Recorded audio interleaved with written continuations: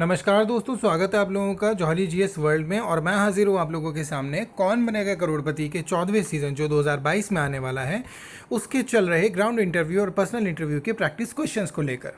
काफ़ी लोग मांग कर रहे थे कि कुछ प्रैक्टिस क्वेश्चन अगर आप दे सकें, किस तरह से पेपर आ रहा है वो आप बता सकें, तो उसके लिए मैंने ये बनाया है। ठीक है, तो चलिए शुरू करते हैं। पहला क्वेश्चन है, भारत की अंतरिक्ष एजेंसी का क्या नाम है? इसके 4 ऑप्शन है, इसरो, ISA, जाक्सा और नासा। तो इसका उत्तर है ISRO, ISRO, Indian space research organisation इसका उत्तर है। उसके अलावा ISA ये इंटरनेशनल स्पेस एजेंसी है। ठीक है, उसके अलावा जाक्सा है, जाक्सा जो है ये जापान की स्पेस एजेंसी है, और नासा जो है वो अमेरिका की स्पेस एजेंसी है। इस तरीके का क्वेश्चन आपसे पूछा जा सकता है, इसलिए मैंने इस सेट में डाला है। सेकंड क्वेश्चन है, पानीपत के प्रथम युद्ध किस किस के बीच हुआ था? तो इसके 4 ऑप्शन है, बाबर और इब्राहिम लोदी, अकबर और अहमद शाह अब्दाली, तीसरा ऑप्शन है बाबर और राणा सांगा, चौथा ऑप्शन है हुमायूं और शेर शाह। तो इसका उत्तर है बाबर और इब्राहिम लोदी। सन 1526 में बाबर और इब्राहिम लोदी के मध्य एक युद्ध हुआ था जिसे पानीपत का प्रथम युद्ध कहा गया। तीसरा प्रश्न, 2021 में आई फिल्म में किस अभिनेता ने कैप्टन विक्रम बत्रा का किरदार निभाया था? मेरे ख्याल से कोई ही ऐसा होगा जो इसके बारे में नहीं जानता होगा, ज़्यादातर लोग जानते हैं। एक शेरशाह मूवी आई थी पिछले साल लॉकडाउन के टाइम पे, और उस मूवी में एक एक्टर थे जिन्होंने कैप्टन विक्रम बत्रा का रोल निभाया था, जिन्होंने कारगिल के युद्ध में हमें एक पोस्ट जीतने में बहुत सहायता की थी। तो इसके ऑप्शन है वरुण धवन, दूसरा ऑप्शन है अक्षय कुमार, तीसरा ऑप्शन है कार्तिक आर्यन और चौथा ऑप्शन है सिद्धार्थ मल्होत्रा। तो इसका उत्तर है सिद्धार्थ मल्होत्रा।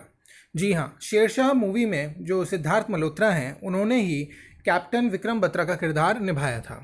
चलिए चौथे प्रश्न की ओर बढ़ते हैं। भारत का सबसे बड़ा और सबसे छोटा राज्य कौन सा है? क्षेत्रफल की दृष्टि से कौन सा ऐसा सबसे बड़ा राज्य है और सबसे छोटा कौन सा राज्य है? पहला जो ऑप्शन है वो है राजस्थान व सिक्किम, दूसरा ऑप्शन है गुजरात व गोवा, तीसरा ऑप्शन है राजस्थान और गोवा, और चौथा ऑप्शन है उत्तर प्रदेश व दिल्ली। तो इसका आंसर है राजस्थान और गोवा। क्षेत्रफल की दृष्टि से हमारे भारत देश में राजस्थान सबसे बड़ा राज्य है और गोवा सबसे छोटा राज्य है। पांचवा प्रश्न देखिए, वहाँ पर फिगर से भी क्वेश्चंस आएंगे, आपको पिक्चर्स दे दी जाएंगी और उससे आपको क्वेश्चंस पूछे जाएंगे। तो उसी तरह से यहाँ पर एक पिक्चर मैंने आपको दी हुई है एक मंदिर की, ज़रा इसको देख लीजिए।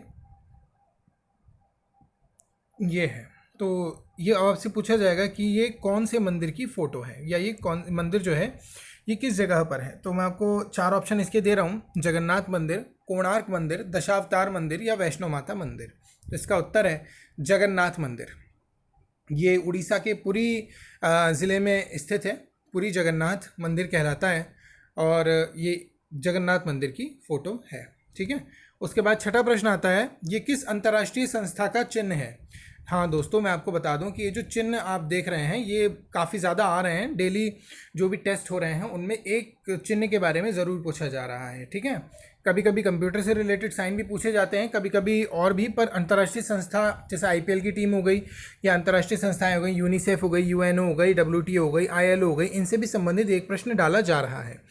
तो ये जो है प्रश्न, इसमें देखिए 4 ऑप्शन है, ILO, UNO, यूनिसेफ या यूनेस्को। तो देखिए ये जो साइन आप देख रहे हैं ये ILO का साइन है। ठीक है, उसके अलावा और जो संस्थाएं हैं या जो IPL टीम्स के जो साइन है वो भी मैं आपको आगे आने वाली वीडियो में बता दूंगा। इसके लिए चैनल को सब्सक्राइब ज़रूर करें। चलिए 7वां प्रश्न देखते हैं। ये नदी से संबंधित क्वेश्चन है, और गाइज मैं आपको बता दूं कि जो हमारा डेली जो जहाँ कहीं भी कोई भी GK टेस्ट हो रहा हो उसमें एक नदी से प्रश्न ज़रूर आ रहा है। ठीक है, तो इसमें है चीन में ब्रह्मपुत्र नदी को क्या कहा जाता है? ऑप्शन है यांगसी, लोहित, तिमाशी या गुसाऊ।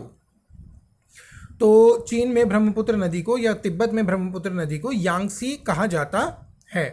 ठीक है, भारत में प्रवेश होने के बाद उसे ब्रह्मपुत्र कहा जाता है। ठीक है, आगे बढ़ते हैं। क्वेश्चन नंबर है 8, बीड़ा उठाना मुहावरे का क्या अर्थ है? बीड़ा उठाना मुहावरे का क्या अर्थ है? इसके 4 ऑप्शन है, पहला जिम्मेदारी लेना, दूसरा पान खाना, तीसरा काम करना, और चौथा पेट भरना। तो इसका सही उत्तर है जिम्मेदारी लेना।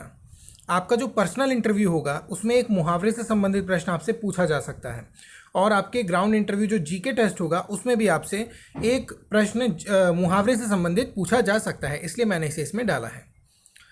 9वां प्रश्न है, 9th क्वेश्चन है, राजा दशरथ की किस रानी ने श्री रामचंद्र भगवान के लिए वनवास चुना था या वनवास मांगा था?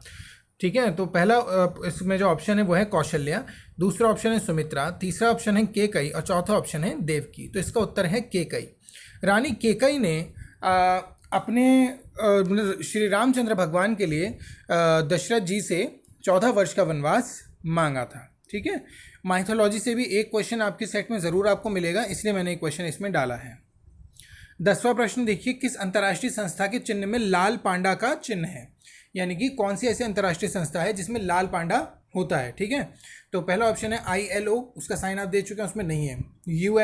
UNO में भी एक ग्लोब बना हुआ होता है, उसमें भी नहीं होता है। तीसरा है यूनिसेफ के साइन में ग्लोब बना हुआ है, उसमें एक माँ और एक बच्चे, माँ अपने बच्चे को चिपटाते हुए होती है। तो बचा कौन? WWF। वर्ल्ड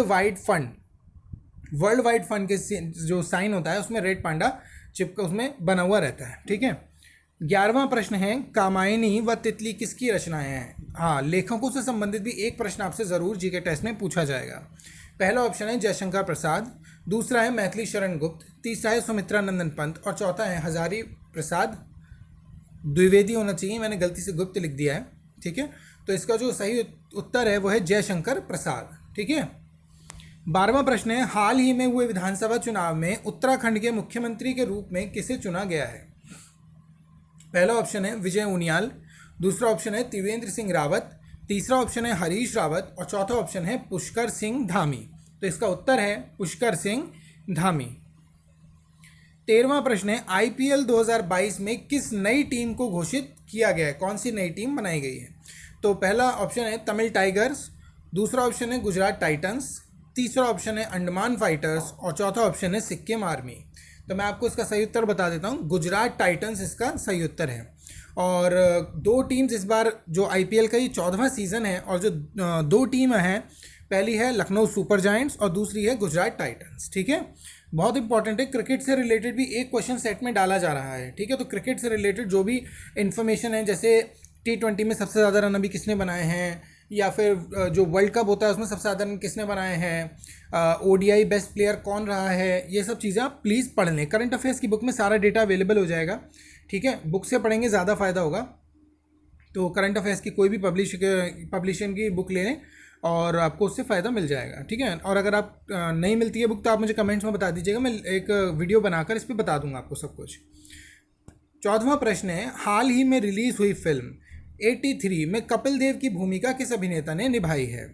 पहला ऑप्शन है रणवीर सिंह, दूसरा ऑप्शन है रणबीर कपूर, तीसरा ऑप्शन है सलमान खान एंड चौथा ऑप्शन है अनिल कपूर। तो इसका उत्तर है रणवीर सिंह। अभी हाल ही में आई 83 मूवी, जिसमें 1983 में हमारे देश के द्वारा जीता गया पहले वर्ल्ड कप की कहानी को दिखाया गया है, उसमें कपिल देव की भूमिका रणवीर सिंह ने निभाई है। 15वां प्रश्न, किस मूल्य के नोट के पीछे मंगलयान की तस्वीर है? 100 रुपये, 200 रुपये, 500 रुपये या 2000 रुपये? तो इसका ऑप्शन है 2000 रुपये। 2000 रुपये के नोट के पीछे मंगलयान की तस्वीर छपी हुई है। इसके अलावा आप लोग 100, 200, 500, 10, 20 ये जितने भी नए नोट आए हैं इनके पीछे ज़रा देख कर जाएँ कि किसकी तस्वीर है, क्योंकि इससे रिलेटेड क्वेश्चन भी आपसे पूछा जा सकता है। ठीक है, तो ये थे आज के 15 प्रैक्टिस क्वेश्चन।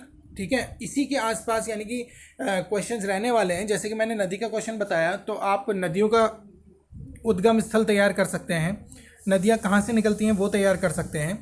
ठीक है, उसके अलावा फिल्मों से रिलेटेड अभी जो नई फिल्में आई हैं उनसे रिलेटेड चीज़ें हैं, बातें हैं, उन्हें तैयार कर सकते हैं। जैसे कि अभी शेरनी मूवी एक आई थी, उसमें कौन अभिनेत्री थी? तो विद्या बालन थी। ठीक है, उसके अलावा अभी RRR रिलीज़ हुई है, इसके वो कौन थे, क्या बोलते हैं, डायरेक्टर, तो वो SS राजमौली थे। ठीक है, इस तरीके से। तो पूरा वीडियो सुनने के लिए धन्यवाद, और मैं आशा करता हूँ कि आप पर्सनल इंटरव्यू और ग्राउंड ऑडिशन दोनों को क्लियर करके फास्टेस्ट फिंगर फर्स्ट तक ज़रूर पहुँचेंगे। ठीक है, पर्सनल इंटरव्यू के बारे में थोड़ा बता देता हूँ। घबराने का नहीं है, आपको अंदर आराम से जाना है, बैठिए, उनकी बात जो भी वो क्वेश्चन पूछ रहे हैं उसका जवाब दीजिए और आराम से तेज़ आवाज़ में थोड़ा जवाब दें। जिससे कि उन तक आवाज़ पहुंचे, क्योंकि आपके और उनके बीच में एक फासला होता है, रूम बड़ा होता है, ठीक है। तो आप अगर घबराएंगे, आपका गला सूखेगा तो आप जवाब नहीं दे पाएंगे। तो बाहर से थोड़ा पानी पीकर जाएं अंदर रूम में और आराम से बैठकर उनके सारे सवालों का ठीक आवाज़ में जवाब दें, जो ज़्यादा चीखते हुए भी ना लगे और उन्हें समझ में भी आए, ठीक है। और कोई डाउट रहता है तो प्लीज़ कमेंट सेक्शन में मुझे बता दीजिएगा, मैं आपका डाउट क्लियर कर दूंगा, ठीक है। तो थैंक यू। मैं कल एक और वीडियो लेके आने वाला हूँ, वो भी प्रैक्टिस से रिलेटेड ही रहेगी। Thanks for watching.